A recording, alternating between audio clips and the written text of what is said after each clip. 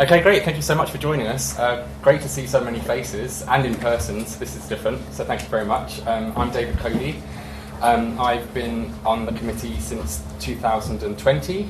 I currently work as an international policy advisor at Scottish Government, and yeah, I am staying on the committee. So yeah, hopefully you'll be able to vote for that later. And Ellie, we have the committee chair, and just like to do a few housekeeping rules. If you keep your mobiles on mute, and understand there's always one, and then you understand that the fire exit is there in case of any emergency. If anyone needs any help, so any vulnerable people who need help, if there is an emergency, please do come and see one of the committee members. Committee members, can you raise your hands just so they can see? So yeah, that's just in the case of emergency. So yeah, let us know. As I said, we're going to be recording the meeting up until the break, but it will only be available to us and the other members who aren't here today. So we also have the other members of the committee here. They just raised their hands, so we'll be hearing more about them later. And are there any absences? I don't think so, are there? I've Indy received apologies from Indy, who's standing for the committee. Also Fiona Higgins. Did you receive any apologies? Okay, great, cool, thank you. That's it. And yeah, and I should remind everyone that point 5.7 of our constitution states that one office bearer plus 3 other members of the committee shall constitute a quorum. So as such, we are reaching quorum today, and any votes will be a simple majority of everyone present here. So yeah, so without further ado, I'll pass you over to Ellie. Brilliant. Thanks very much, David, and welcome everybody. It's amazing to see such a great turnout this early on a Saturday morning. So well done. You must all really care about improving public transport in our region. So this is the agenda for today. This is the first time that this is the only time this slide's going to be up. So just take a little look at what we're going to go through. We're going to have a short break at that point, and we do have teas and coffees around the corner if you want to grab one. And there's a toilet there as well, so please do use the facilities as and when you need to. So my name's Ellie Harrison. I am the current chair of Get Glasgow Moving. I have been involved since the very beginning. The campaign was set up in 2016. And it was formally constituted in January 2019 when we held our first annual general meeting in this very room, I think. And that's when we set up the committee structure and the membership structure and started to welcome you all on board as members. So I am also planning to stand for re-election today, and we will come on to the approval of the committee later on. So my job for today is to run over our report on our activities in 2022, which have been pretty extensive. So this is kind of in chronological order, covering every single thing that we've done. Lots of great photos. I've got a few films to show you as well, so hopefully it will be quite a fun presentation, and you should see a few of your own faces in the photos as well. I think this is going to take about 30 minutes, just to give you a heads up. So, our year's activity started actually just before Christmas 2022, when we had a clear target for our campaigning activities, which was the local election. So we launched our local election campaign actually in December 2021, and in collaboration with the STUC, the Scottish Trade Union Congress, and we have been working with them quite closely in 2021, which was really great for us. So we launched our campaign with this online animation, which I'm going to show in a minute, because it gives a really clear idea of what our campaign aims are. And with the STUC, who helped to fund this, we also made similar campaign videos for different city regions. So we made one for Dundee and Tayside, and for Aberdeen and Aberdeenshire, with the hope of kicking off similar kind of Get Glasgow Moving initiatives in those different city regions that could be campaigning for something very similar to what we're asking for. So alongside the animation, we had this online action, which hopefully a lot of you did. This is using the iPal campaigning tool, which the SGUC have a subscription to, which is actually £200 a month. It's a pretty expensive tool, so we're really lucky to be able to use this. But it basically means that you can put your postcode in, and it has a database, and it brings up your local councillors, so you can contact them. So that our aim was, between December and the local elections on the 5th of May, to get as many people as possible taking this action and emailing their councillors. So, as I said, I'm going to play the little film. A lot of you will have seen this, but I think it's 3.5 minutes, and it is really useful for just explaining exactly what it is we're trying to achieve. Have you ever wondered why Glasgow's buses are so expensive and unreliable? Why don't they connect seamlessly with the trains and subway to take you where you need to go? It all comes down to who owns and controls our buses and in whose interests they are run. Our problems started in 1986 when Thatcher deregulated buses everywhere except London. This caused chaos, and nearly all our publicly owned bus operators then went on to be privatised, except Edinburgh's Lothian buses. That's why buses in London and Edinburgh are so much cheaper and more successful than ours, and why bus use has increased in those cities, whereas everywhere else has seen massive declines, leading to more cars, more pollution, and a disaster for our climate. Deregulation and privatisation mean private bus companies now have all the power. Even though 45% of their income comes from public subsidies, they still get to decide which routes they run based purely on where they can make most money. They hike up fares, cut vital services, while taking home millions of pounds in profit every year. There's nobody planning and coordinating the public transport network to work for us. It is a mad situation. But finally, we have a chance to change it. New powers in the Scottish Transport Act mean we can re-regulate our bus network for the first time since the 1980s. And we can set up our own publicly owned bus company for the Glasgow City region, like Edinburgh's Lothian buses, to start taking over routes. Regulation and public ownership would mean our regional transport authority could plan the network to serve our needs, deciding fares, routes, timetables, drivers' wages, the colour of our buses, everything. It means we could use profits from busy routes to fund less busy routes, reconnecting isolated communities and providing everyone with the world-class service we deserve. You could have a simple smart card that you could use on any bus, train or subway, which automatically caps your spend, something London has had since 2003. Private bus companies don't like regulation because they tend to make less profit. You'll hear them talking about how we should work in partnership instead, but don't believe the hype.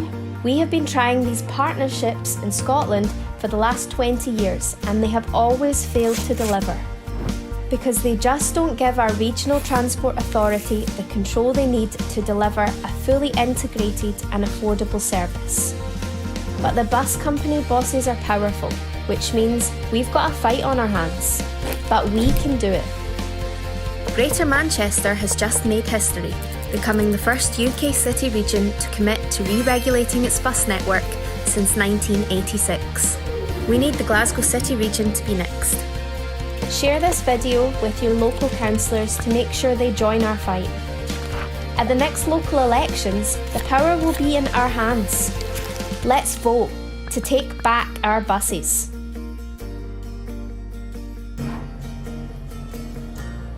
Woo! I just could watch that over and over again. That was made by an animator. Ooh, let me just go on to the next slide. Ooh. An animator called Suze Riley, who we met at a campaign meeting. He said, who was keen to offer her services, and we were very keen to accept. As part of this campaign, we produced these leaflets. I think we got 5. Did we get 10,000 of these made, Susan? So the aim was to get these out all over the region. And we are, although we're called Get Glasgow Moving, we go to great pains to explain that we are a regional campaign. We do not want the public transport to end at the Glasgow city boundary. We want it to continue seamlessly across the region. So in this campaign, we were focusing on, if you can see this tiny little map of the Glasgow city region, which is defined as those 8 councils, so Glasgow and then the surrounding 7 councils. So we were trying as best we can to get out into different parts of the region and to get these leaflets out. So we were posting them out, and we were also organising campaigning days. So we had a really busy start to the year, going out and doing these days in different parts of Glasgow and different parts of the region to distribute the leaflets. There was a QR code on the back which people could scan. It would take to that page on our website, and they could then email their councillors. So I have got some lovely photos from the campaigning days. You may see some of yourselves. I'll just point out Katie and Andrew and Radine, who had just joined our committee at last year's AGM, and we got them out on the streets immediately as part of this campaigning day. So this was the first one that we did at St Enoch with Bob, who isn't here today, which is a shame, but with the bike bus that he made, which in 2021, which some of you will have seen, but it's a really great campaigning tool. We got quite a lot of media coverage for the campaign, including this article, which was in the Glasgow Times, and then continued at the other campaigning days. So at the bus station, this was in Paisley, which was organised by Katie, our secretary, a new committee member who lives in Paisley, so is very keen to get the campaign out there. In Clydebank, I don't know if anyone from Clydebank TUC is here today, but they're one of our affiliate members and helped organise this campaigning day in Clydebank. This is in Castle Milk, and what we were doing at these campaigning days is also inviting the councillors, the local candidates for those wards to come down. So in Castle Milk, we're photographed here with some of the council candidates. So this is the Lib Dem guy, the SNP guy, and the 2 Labour candidates. That's actually Malcolm Cunning, who very sadly died last year, but he came along to support us ahead of the election. And in Maryhill as well, those are the 2 Labour candidates from the Maryhill ward. So that was a very busy period of campaigning out in the streets. We also, alongside that kind of public-facing campaigning, were doing a lot of lobbying. And at the beginning of the year, we put together a database. It was a spreadsheet, a massive spreadsheet, with all 300 odd councillors in those 8 council areas. Took a long time to put that together. But we emailed every single one of those councillors to show them the film, to tell them about the campaign. And then within Glasgow City Council, we also tried and succeeded in getting a meeting with each of the different political groups. And we were lucky, actually, quite by chance, that Stephen Dorner from the SNP, who we met, and Christy Mans, who's also here today, thank you very much for coming, Christy, went on to get elected onto the SPT board. So that was quite serendipitous that we managed to meet up with them. I don't know if any other councillors are here today, but thank you very much for. You must be Joe. Thank you very much for coming. But we are, as a campaign, we do not affiliate with any political parties, but we are very happy for councillors from all political parties to support us. But it's very important that we stay kind of completely non-partisan in our campaigning. We also put together an online tool so that people could tweet their councillors. This is something maybe some of you have done, but it's about getting the film out and getting that film seen by as many people as possible. And again, that was a lot of research to get all of the councillors' Twitter handles, all of the ones that have Twitter handles, and really focusing on that map and on all of the 8 council areas, because if people could see their council on the map, then they would know, like, this applies to me, and this is about my public transport as well. We organised a hustings. This was just for Glasgow city councillors, but we had representatives from the SNP, Greens, Lib Dems, Conservatives, and Eva Murray, who's missing from this slide, from Labour, but we ran this at Renfield St Stephen's, and it was organised by Andrew, who was one of our new committee members who really got his teeth into this almost immediately after joining the committee. It was chaired by Karen Goodwin, who's a kind of independent journalist, did a great job of chairing that. And we live streamed it. More than 300 people watched this online or have watched this online since. So it was really fab to be able to get this out. And the way we structured the hustings, we had a very specific structure, which was inspired by the Better Buses for West Yorkshire campaign and what they did just before the mayor elections they had the previous year. And that was just to focus on one question, and getting all of those political parties to commit to using the new powers in the Transport Act, which we heard about in the animation, to re-regulate the bus network and to set up a publicly owned bus company for our region. So it was very, very specific, and it was about putting the councillors on the spot, under the spotlight, being recorded and broadcasted, and to commit to using those powers, and every single one of them did. The Conservative candidate didn't commit to the public ownership side of things, but committed to franchising, which is re-regulate the bus network, which is one of our core campaign demands. So that, I would say, was a very big success. And I'll come on to the election in a minute. Our campaign continued. The grand finale was the premiere of Bus Regulation musical Strathclyde, which hopefully some show hands for people who've actually managed to see the musical. Quite a few. Thank you for coming down. This was a bit of a labour of love by me. Anybody who was at our EGM that we had in this room in 2020 will remember that I showed a short film of the Greater Manchester version of Bus Regulation the musical, which I did in 2019.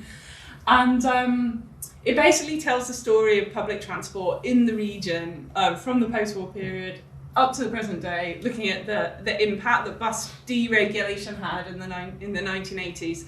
So just before the pandemic, I was trying to fundraise to bring the musical to Strathclyde, do a Strathclyde version.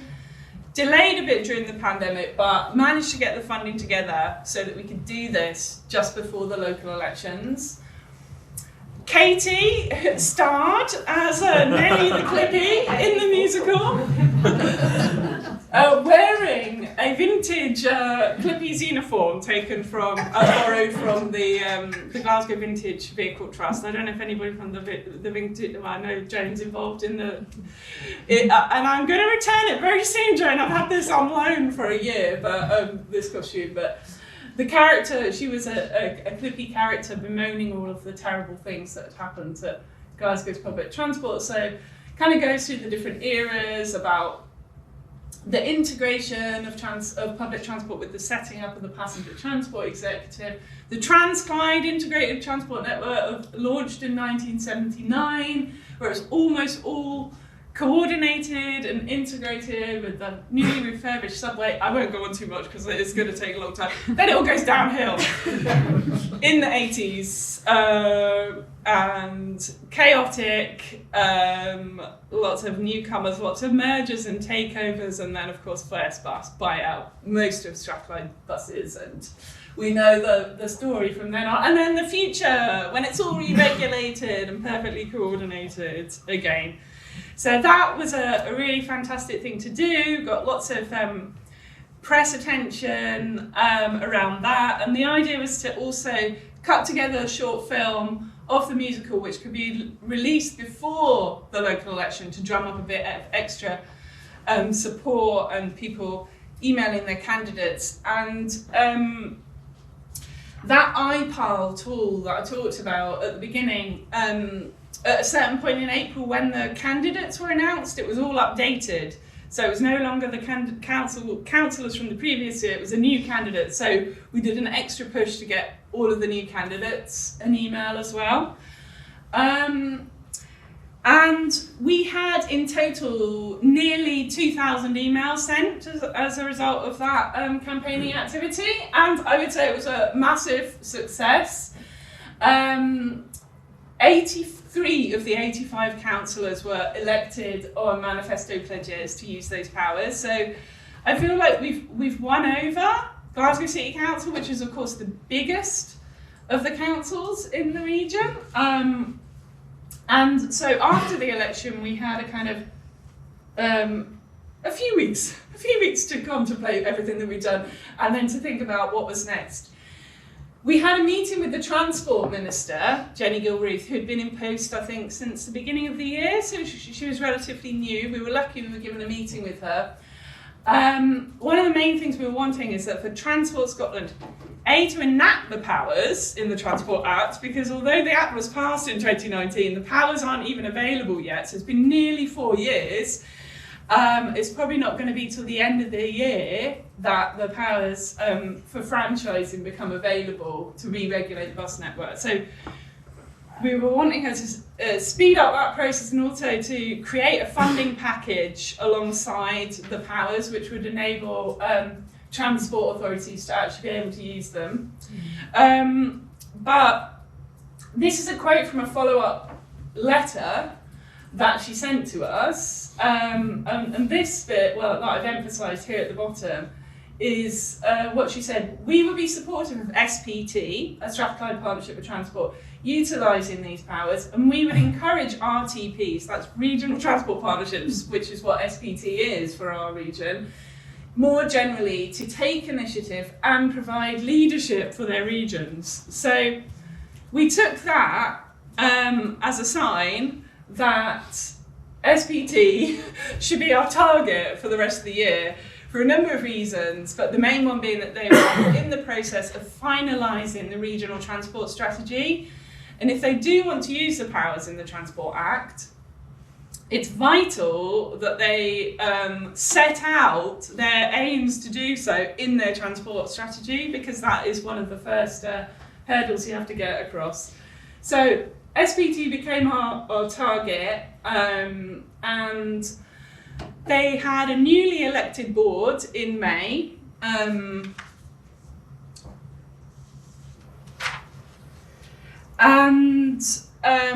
We were quite concerned that there's 27 board members on the SPT board, so they're representatives from the 12 councils, because SPT is a bigger region, it includes the Ayrshires. There's 12 councils, and we were quite concerned that the new board members didn't really have time to digest the regional transport strategy, which was presented to them at the June meeting and essentially waved through at that point without any real kind of like them getting a chance to really get to grips with any of the issues, because a lot of people are completely new to transport at that point. And so you won't be able to read this, but you can, I've actually got some printed copies here, but this was a briefing that we wrote to the SPT board members, basically saying that this regional transport strategy needs to be so much more ambitious, and you need to be much more clear about what you want to do. And the other key area that we were focusing on was fares, and it the transport strategy not committing to fair fares for all, it was only committing to fair fares for certain groups. And we think fair fares for everybody, simplified flat fares, is essential. This briefing kicked off quite a robust dialogue with members of SPT, which I think has been fruitful actually, and I'll come back to some of the outcomes of that, but it was quite tense at that point. I don't think SPT appreciated being our number one target for the rest of the year, but they needed to be, because they hadn't made any clear statements that they were working towards, using those powers, or even seeing the powers as the real opportunity that they are. So the next campaign we launched was around fares, and this was based really on just before the election. First Bus announced that they were increasing fares by 6% on average, and a single going up to £2.65. And obviously that's within the city. If you live out in the surrounding areas, it's a hell of a lot more. But Andrew put together this amazing graphic, which very simply shows how unfair this is compared to London, where buses have always been regulated. So the buses were never deregulated in London, so they're able to regulate the fares. Manchester, where they're in the process of re-regulating, and now actually all fares in England are capped at £2, which makes this even more urgent. And in Edinburgh, of course, where Lothian Buses was never privatised, it's still in public ownership, fares are only £1.80. So this went viral. I think it's safe to say this graphic, and I've got a slide from our Instagram, and it was encouraging people to sign this new petition, Fair Fares Now petition, deliberately targeted at SPT, because the only way that they can cap fares is by regulating the buses. There's no other way. They may say, oh, we can go into a partnership and the bus companies will promise they'll keep fares low, but we know those promises are very hollow and they're not going to last, and that it's only by regulating the buses that they can actually create a fair fare structure, like London have managed to do, right? Cap the fares at £1.65 for God knows how long. So we launched the campaign during Scottish Bus Week, and the aim was to hijack the Love My Bus hashtag. This Scottish Bus Week is funded by First Bus and Stagecoach and West Coast Motors. And SPT, you can have a look at the website, but basically there's a big elephant in the room, and we wanted to address it. So we hijacked the hashtag, and here's a picture from the Instagram, which you probably can't see, but this is our best performing social media post. We had 1,175 people like this post, which is pretty epic. So we get about 30 likes for other posts. So it really got the word out, and I think it's just because it's such a great graphic. You can just see how unfair things are. So the Fair Fares Now campaign continued over the summer. We got 5,000 stickers printed and distributed as far and wide as we could get. Big shout out to Joan, who I think took probably about 4,000 of them, and got them all out, all across the network. And again, people could scan that and sign the petition. We did more campaigning days. I've got a few photos from these, all building up to our petition hand-in on the 30th of September, which was coinciding with the SPT board meeting, and the aim was to catch the board members as they were coming in. And just to so they're aware, people are angry and we know where they are. That's the main thing, because SPT, people don't even know where the offices are. It's quite well hidden on St Vincent Street, whereas it used to be right next to Queen Street Station. I don't know if people remember, it was very visible in the centre of town. Now it's very well hidden. So that was us outside Buchanan bus station in the summer with the Fair Fares Now campaign.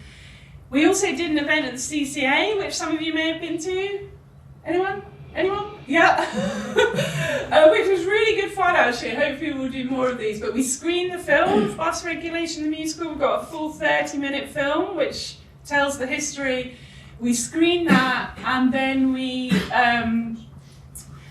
had a discussion, and really great turnout for that. And again, trying to get people involved in the Fair Fares Now campaign and to come down to SPT on the 30th of September. In September, we had a slight hiatus after the Queen died.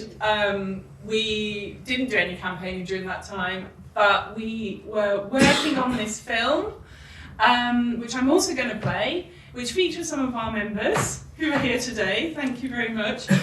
This was a little campaign just explaining the impact on people's lives that fare increases and a deregulated bus network is having. So I'll just play this, and special thanks to Babs and Katie, and I don't know if anybody else, I don't know if Jenny's here, I think she was going to come, but she also stars in this film. So I work at a care home in Paisley. It's 2 buses there and back. And it's really expensive because it's 2 different bus companies that I have to use, which means that like some days I end up spending £10 on return tickets. And a return is over £5 now. Who can afford that? I mean, that's a half of my hourly wage. So yeah, they really should cut the fares. But because we have private companies running them, they're not interested in making services better unless there's a profit to be made, and that's just not benefiting the people of Glasgow. Well, I know the fares in Glasgow are a lot more expensive than, say, Edinburgh. I know, like Manchester, it's a lot cheaper as well. So these are, I guess, cities where the council has taken over the control of the buses. I feel really frustrated at the amount of money, particularly that the government is paying to private companies in terms of concessionary fares for over 60s and under 22s, which are both great policies. But if that money's only going into private companies who are then under no obligation to reinvest that money in making the service better for everyone else, it's really frustrating. If the service was publicly owned, that money could be going into making the service better for everyone else. The service is terrible. There's this idea that if you're disabled or if you're not working, you've got all your hours free. You might have like hospital appointments, you might have other things you're arranging to do. I have support workers, so if I have a support worker for 2 hours and I'm going out to do shopping and the bus doesn't arrive, that's part of my support gone. We need to be giving people alternatives to using their cars if we want to tackle the climate emergency. It's not enough to say buy electric cars or anything like that, because that still has an impact. We need to be making services accessible for people, cheap.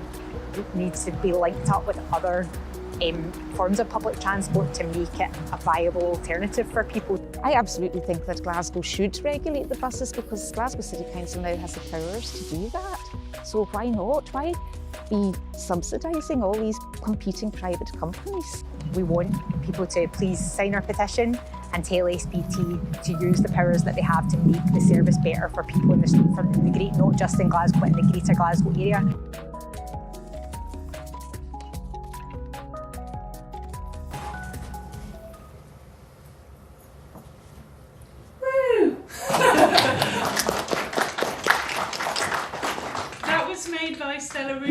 I don't think Stella's here, but she's a young filmmaker, so we're very pleased to be able to commission her. Then we went to SPT, we had an amazing turnout, and we made two banners, Fair Fares Now and Regulate Our Buses, because we wanted to join the 2 issues together. The only way we're going to get fair fares is by regulating the buses. And yeah, really great turnout. We got the petition, I think then signed by about 4,844 people in the box. Katie handed that over to SPT, and the main thing was that we wanted this to be taken into consideration as part of the consultation on the regional transport strategy. And it has been, well, they've noted it in their report on the consultation anyway. We got really good press coverage for that. There is another short video. I'm not going to play all of this because I'm running a little short on time. What? Well, you can't. It's not the best. It's not the best picture of Katie, unfortunately. You can't choose that. No more excuses. Regulate our buses. No more excuses. Regulate our buses. My name's Katie Thompson. I'm part of Glasgow Moving. We're a local volunteer-led public transport campaign group. We're here today at SPT to tell them to bring the fares down in Glasgow. It's ridiculous. The fares are nearly £1 more expensive for a single here in Glasgow than it is in Edinburgh. The only way that we believe they can do that is by re-regulating the buses, bringing them back, either franchising them, bringing them back into public ownership. They have the powers to do that because of the Transport Act of 2019 passed by the local government, and we want them to do it now. The service is not integrated, the service is not good, it's expensive, buses don't come when they say they're supposed to, and we need change now. The status quo is not an option. SPT board members have said that themselves, and we agree, and we want them to do something now. Oh, Gavin, do you want me to play you? No. I will cut it short though, but just to give you a little flavour, and also our main slogan was no more excuses, regulate our buses, because what we're sick of as campaigners is getting passed from SPT, oh well, it's Transport Scotland's fault, oh well, Transport Scotland, oh it's Glasgow City Council, blah blah blah. So that was our slogan, and then after that, the deadline for the consultation was the 28th of October, so we had to write a response to the consultation, which was quite exhausting to put together, but we published it on our website. We created a little e-action so people could send that, and hopefully quite a few of you did do that or did your own responses to the consultation. It's quite useful actually. You can see this map because it's got the whole of the SPT area, and you can see the Glasgow City region is just that bit. So SPT does cover quite a larger area, but it is the Transport Authority, so really it should be taking a lead, as Jenny Gilruth said. There's our response, and we did a follow-up kind of action at the SPT board meeting in November. All members of the public can go to these board meetings. We've been trying to create awareness for this since we got set up. The more people that go, the better, because it really, creates pressure on the board members that people are interested, people care, people are watching them. So we had, I think this is the most people I've ever seen. Brenda, Ruth, lots of our supporters came down on that day. And there's Mike with his fantastic placard, which he held up as they were presenting their new Strathclyde regional bus strategy. They weren't actually presenting the strategy, but they were presenting their intention to do the strategy, which we welcome, but it's going to take another year. So just a summary of the meetings that we've had this year. As I said, we try to influence all the political parties. We do not affiliate with any of them in particular, but we have continued to stay in contact with as many people as possible. We did meet Valerie Davidson, the new SPT Chief Executive, in March, and we keep in contact with their policy officers as well. And also Councillor Angus Miller, who is now leading on the transport at Glasgow City Council, is a really useful contact for us. We just met him yesterday, and I'm pleased to say he's totally on board. There has been a real change of heart in the council following the election, so I think we can put that down to our campaigning. Just finally, some of you will know we managed to restage the musical this year at Platform in Easterhouse. So it was really great to be able to take it out to Easterhouse, get at least 200 more people to be able to see it.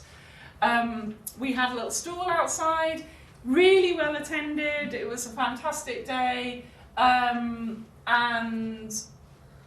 here are a few bits. What I did just want to flag up is that the film is available, the 30-minute film, and we do hope to do more screenings. It's really, I don't have any teachers here, it's a great teaching tool because it tells the history. I actually screened it in a school with sixth formers doing modern studies, who who, it's really useful to learn the history of public transport in the region. Got great press coverage for that, and a 4-star review in the Herald, I might say.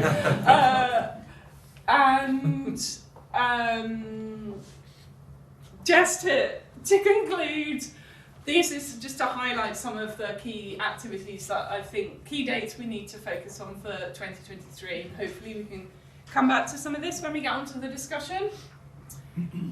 SPT's next big board meeting is on the 17th of March, so date for the diary. They're always Friday mornings, so they're difficult to get to, obviously, if you're working in the daytimes. But they will be finalising the regional transport strategy on that date. So it's really crucial that we make sure that they've taken into account our petition and the things that we have been campaigning on, that they do change those things. We are on the 31st of March, Transport Scotland's Network Support Grant Plus, which is the extra money they have been giving to operators since the start of the pandemic, is going to come to an end. So I have heard rumours that there are going to be more cuts and more fare hikes after that. So that is something to keep an eye on. Transport Scotland is doing its fares review that's been working on for nearly 2 years, but it will be reporting hopefully early 2023. I think that'll probably be March or April. Glasgow City Council is doing a scoping study on a pilot for free public transport, so we're keeping an eye on that as well, and hoping to get involved. They will also be doing the next update on their local transport strategy. There'll be another consultation on that. We're hoping to do our own report, which is, we've got a funding application in at the moment, so we'll keep members posted on that if we're successful. And then the powers in the Transport Act will finally be enacted late 2023, but we hope that will, sooner rather than later, so we've been waiting 4 years. And then, as I mentioned, Strathbound Regional Bus Strategy, SPT are working on it. They said it would be ready within 12 months. Whether that'll be later this year, I don't know, but we'll be keeping a close eye on them. That's it.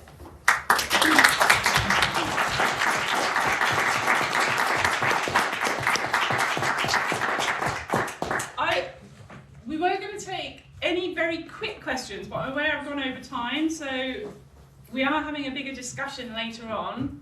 But does anybody have an immediate question, like a clarification question? Otherwise, I can hand over to our treasurer.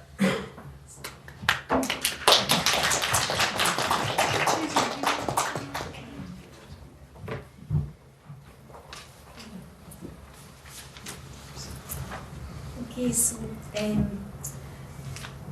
the part of an AGM everyone looks forward to. I'm Susan Galloway. I've joined Get Glasgow Movement when I came along to our first AGM in 2019. I joined, I got co-opted onto the committee, and I've been a committee member really for the last 4 years.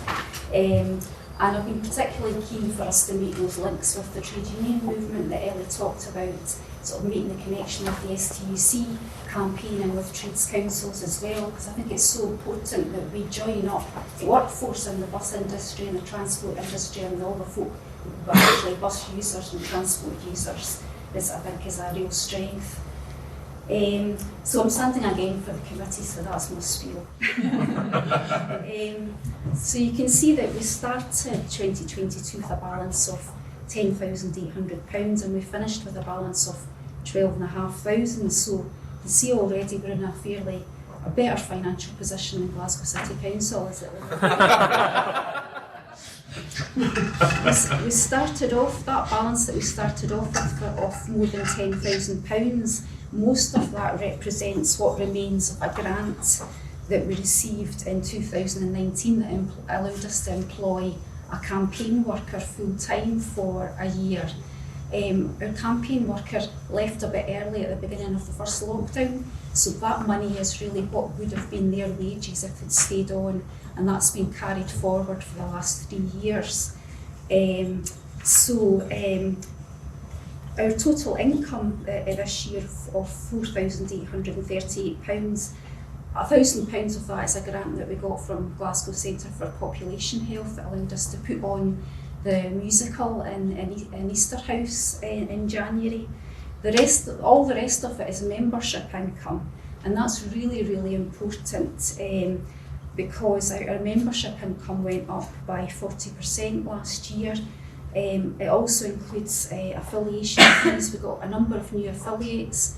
Clydebank Trades Council, Cumbernauld Trades Council, both affiliated on the back of all the work that we did around the local elections and the organised activities in their areas. But also UCU Scotland affiliated, Young Friends of the Earth Scotland, and an organisation called Arc Found. So we now have a regular flow of income from our own members, which is over £300 a month. So we've got 128 people making regular monthly donations to the campaign. And so if you're one of those people, thank you so much, because even if it's £1 or £2 a month, which is for most people, it allows us not to have to fundraise constantly during the year if we want to do anything. So it's so important for us that we're self-financing, and we're so far it looks like that's pretty sustainable. On the expenditure side, Ellie's talked about all the activities that we did. This is what it cost, about £3,000 last year. The biggest amounts were the money that we spent on commissioning the video, the Fairs Fair video, the money that we spent on the rickshaw bus, which has been a really effective campaign tool as well, and on all the leaflets and stickers and posters and so on that we produced. And the other main cost was, of course, we spent money also on the screening at the CCA and the musical production at Platform in Easter House as well. So our closing balance of 12,500 is pretty healthy. But as I've said, a large part of that is this money that we've been carrying forward. And I think we've all felt a bit of a responsibility on the committee about how we put that money to best use. We need to make the absolute maximum impact out of that money, however we decide eventually to use it. And if you've got ideas about that, here's a chance to tell us about it today. I'm just going to say a few words about our membership before you can get a chance to ask any questions. Our membership also went up a lot this year by 40%, similar amount last year. And that always goes up as soon as we do any campaigns, launch a campaign. So we've now got nearly 250 paying members. We had fewer than 50 at our first AGM. And the majority of the spread of membership has also been increasing year on year as well. So we have got a lot of members in the kind of south side of Glasgow, the west end of Glasgow, but we've also got members now a lot of members in Maryhill and Possil, in Govan and Cardonald and Ibrox, and also more and more actually in the east end of the city. So we've got members in Cranhill, Carntine, Ridley, Tollcross, Bridgeton, Denniston and Baillieston. So we've been spreading out a lot over the last year, and we've also got about a fair number of members who live in neighbouring authorities, and that's something that we've tried to build on because we do need to be a regional campaign.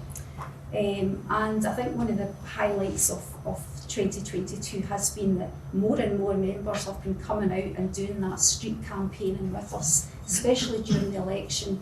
It's really important, and I hope we can carry that on in 2023 as well. So I'll leave it there.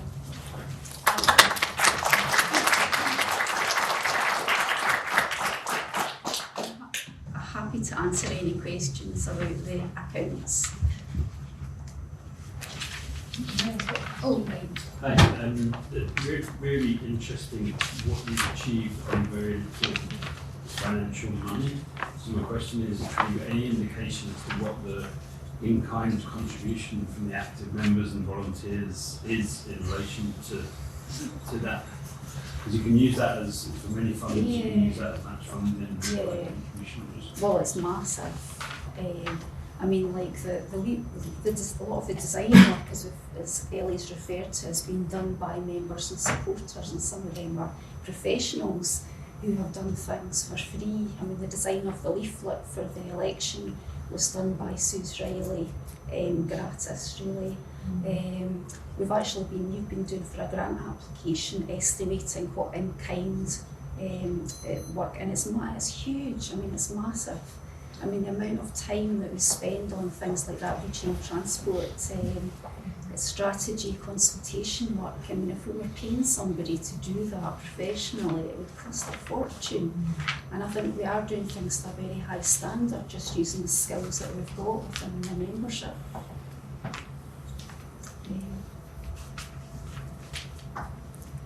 Any others? Right.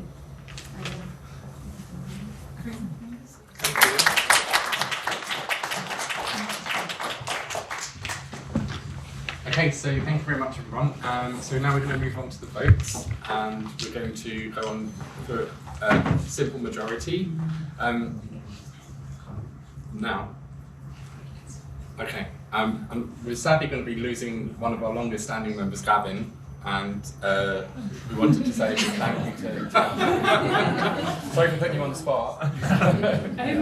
Can I say a few words? I don't think that's about Gavin? Gavin! We've got you a little gift. Oh, yes. So if you'd like to come up the front.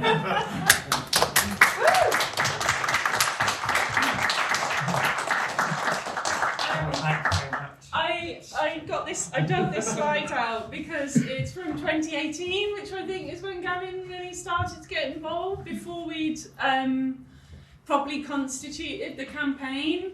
And this was us when Glasgow City Council were considering the proposals for the low emission zone. We were very disappointed that they just covered a tiny part of the city and stopped at the boundary where the motorway is. So really didn't take into account any of the pollution generated by the motorway. So Gavin's sign, if you can't read it, there says, "Shame on you, Glasgow City Council, low ambition zone," which I really like. But thank you very much, Gavin. 5 years service.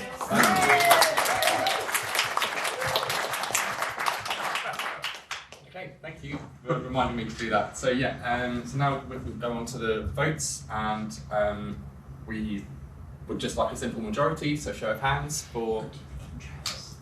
Oh, sorry, yeah, we need to do the intros. Sorry, yeah, actually, the people who haven't spoken, I've spoken, Susan's spoken, and Ellie's spoken, so we won't hopefully need to repeat ourselves. But for the other members, we'll let them introduce themselves. So who's first? Radine? Sure, yeah, so I'm Radine. I've been involved with the committee since last year. Got involved particularly because I'd moved to Glasgow back in 2021 and just saw how bad the service was. So yeah, it's been really useful getting involved. Yeah. Thank you, Andrew. I also joined last year.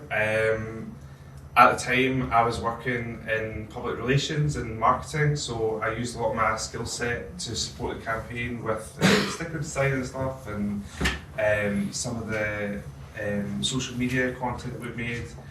I joined because I'm really interested in urban policy, and it seems bizarre to me that what we're asking for has been done in Manchester, it's been done in London, it's been done in Edinburgh, but we keep being told it can't be done here, and it 100% can. So I think building up the campaign by winning over the decision makers, we will achieve change. It's taken longer than I would like, but in the short 1 year I've been here, we've made huge progress, I think, that Ellie's report shows, and with your support we can continue to achieve change.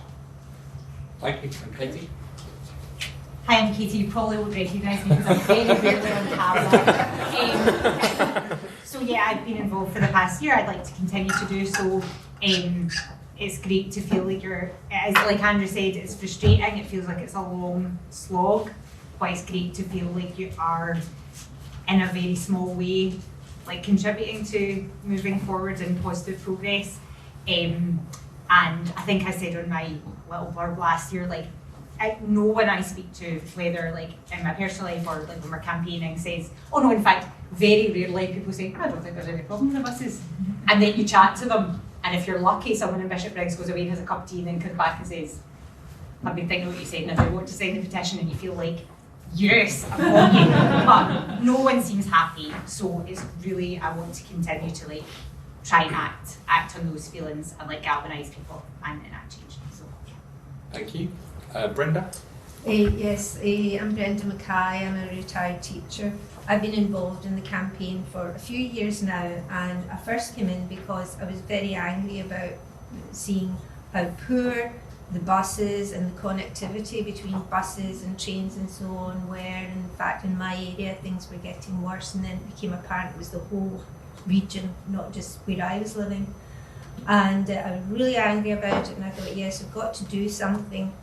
And here we are now, and yes, we've done a lot of great work, and you know, Ellie, Katie, loads of people, Gavin, you know, we've been to Parliament, Scottish Parliament, and seen people, and more or less most people agree, yes, it would be better if the buses were better, but there isn't the money, and that makes me very angry. And I feel now this year, with the new Transport Act coming in, this is an opportunity, and so I'm definitely committed to trying to get it a bit further. Yeah. Thank you. And is Erin here? No? Okay. I guess that leaves me the task of reading out Erin's and Indy's, because Indy's also sent in an apology. So Erin writes, I fully believe a more integrated, accessible and affordable public transport system is not only a key part of reducing car use and lowering emissions, but also for improving employment opportunities, social cohesion and quality of life, particularly in low-income areas. As a disabled person in a low-income area myself, I would love to be part of making it happen for Glasgow. So that's Erin's.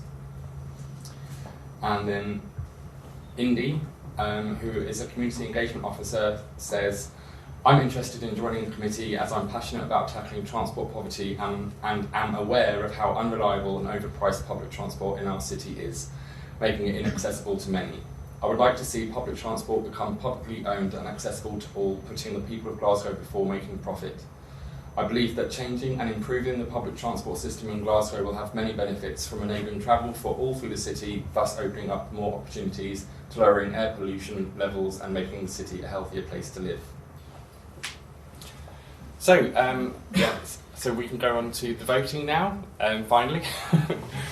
And so for our campaign activities, we're just going to go do a simple majority. Is everyone happy with the campaign activities? If you just raise your hands. Thank you, it's definitely a majority. And then going through the 2022 accounts, again, just show a raise of hands. Thank you.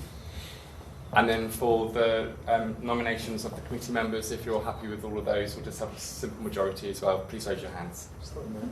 Thank you. It's just, we need to do that. So thank you very much. Okay, so we're going to shortly go on to a comfort break for everybody, but we thought that this would be a good time to actually get the next part in your minds beforehand, so you can have time to think and discuss. So we will be splitting up into groups. I don't think it was necessary for people to move. Maybe it would be better for us to come to people.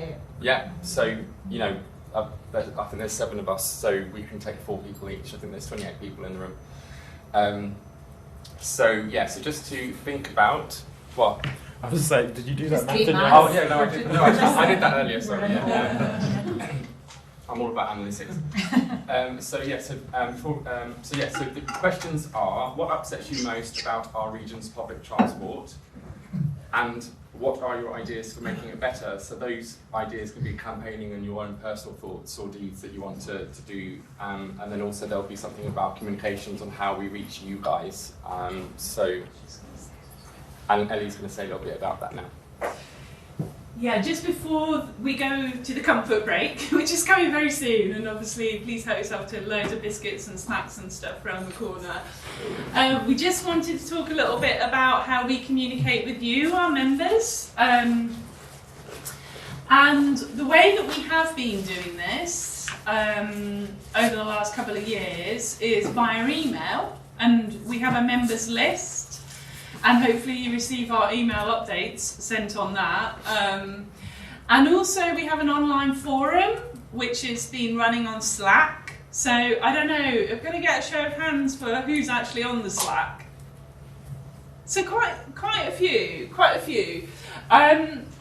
We've been thinking about how successful Slack is. So this is what it looks like. I know you can't see it that well.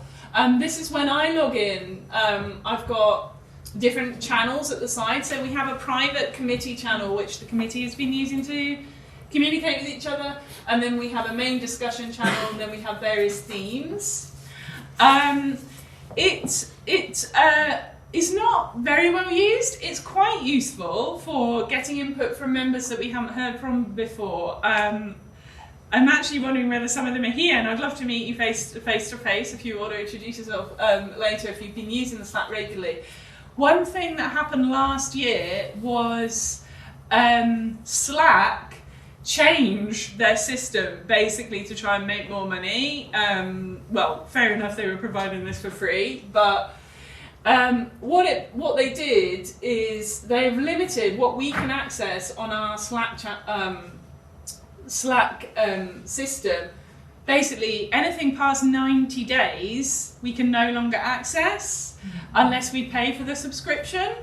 So it means that, and for example, you know, with the regional transport strategy consultation, often these things are 12 weeks. So you post something up at the beginning and then it's kind of expired and you can no longer go back. So we're thinking this year, and this is something we want to get your thoughts on as well in the group discussions, to phase out the Slack. We certainly found it for communicating amongst the committee that it wasn't all that useful because people were missing notifications and forgetting to log on, etc., etc. So we discussed it amongst the committee in quite a lot of detail this week, and these are the kind of options that we're thinking about. So as much as we also don't want to promote Facebook that much, but the most people already have a Facebook account, whereas they have to set up a separate Slack account. So we're thinking about setting up a private group for members. We have already set it up just to test it out, which would be linked to our Facebook page that members could go into. And it has similar facilities to Slack. You can upload files, I assume you can upload PDFs and other things like that, and you can also organise events. Is there anything else you wanted to highlight about it, Andrew? Well, it doesn't delete our content after 90 days, which is really important. So I've already gone on and uploaded our 2 most recent committee meeting minutes and our constitution, so they're more accessible, just to test it out.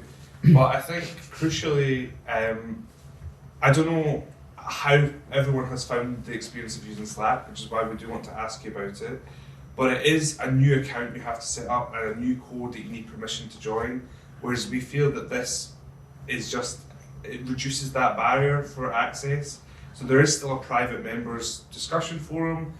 We can invite everyone that's in the group to an event instantly, and you will get an update if you've got the app on your phone or your computer. So it does take some of the difficulty out of those notifications to people. We know that not everyone will use Facebook, but then not everyone used Slack before anyway. So we think there's definitely advantages to this, but we want to do a consultation with the membership. Yeah, and just to be clear that if we were going to use this Facebook forum, we would still be emailing you, so you would still be receiving emails, and this is just an optional extra really, and it has proved really useful with the Slack, where we have certain members who are doing research, who are contacting First Bus, they're contacting SPT, they're doing their own campaigning work, and then they're sharing it with us, which is really useful for us to know that that's happening, and then for us to be able to support as well.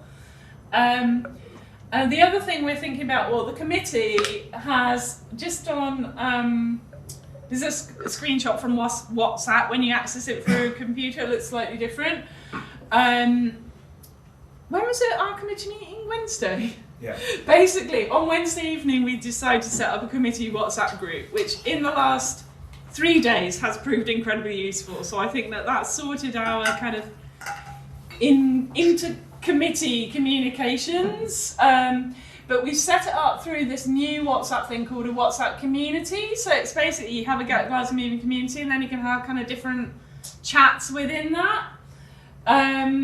So we have our committee one, and we also have this thing which is called an announcement list, which is more like a one-way kind of way that we could get information out to members. And it wouldn't actually just be members, that anybody could join that, but it would just be a way of us saying there's an action happening if anybody wants to come. So we haven't really started using that, but just to get a bit of feedback on whether people would find that useful. We think if we had a members chat on WhatsApp, it would get a bit out of control, because with just 8 of us on the chat, it's been very busy. So if you had 200, I just think it would be completely unmanageable. But the announcement list could be really useful if people thought that would be a useful way of staying in touch with us. So yeah, I think that's it. Yeah, great. Thank you very much.